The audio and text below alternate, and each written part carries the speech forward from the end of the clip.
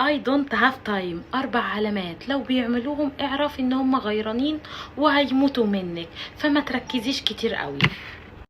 معلش يا حبيبتي ان كيدهن عظيم برضو. رقم 1 التقليل من انجازاتك.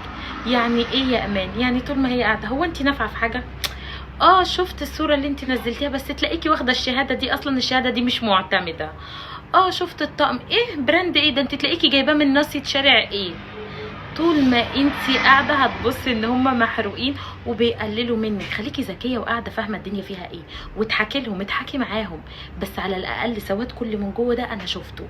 فما تركزيش يا حبيبتي، هتلاقيهم بيتريقوا على كل حاجه، على لون المانيكير اللي انتي حاطاه، على شعرك، على لون بشرتك، على تيشيرت رحتي اشتريتيه، على اي حاجه في الدنيا انتي عملتيها هتلاقيهم شغالين يتريقوا.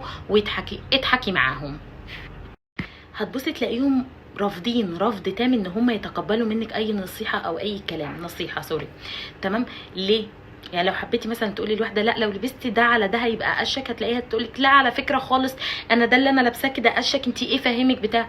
هي هتموت منك وعارفه ان ذوقك احسن وعارفه ان كلامك صح، بس مش هتعمله ومش هتتقبله عشان هي مش عايزه تحسس نفسها ان انت احسن منها او ان انت فاهمه عنها. لازم هي تبان توب، فسيبيها تولع بجاز وما تعلقيش لحد على اي حاجه هو بيعملها. كل واحد حر، احنا وي دونت.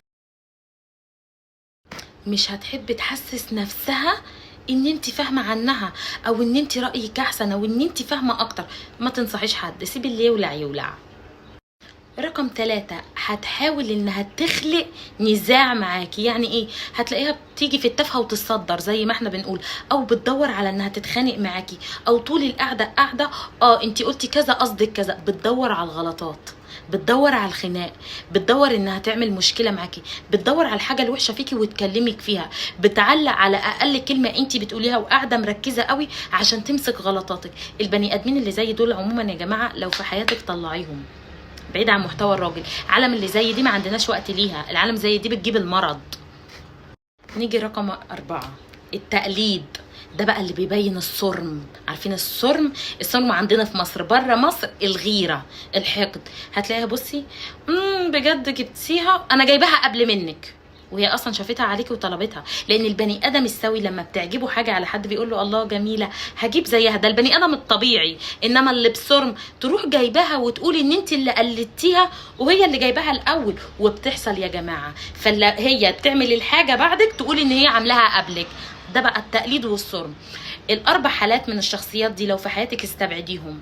الحمد لله على نعمة عدم الغيرة والمرض، لان ده مرض، والمرض ده بيدمر حياة ناس كتير قوي. شير الفيديو.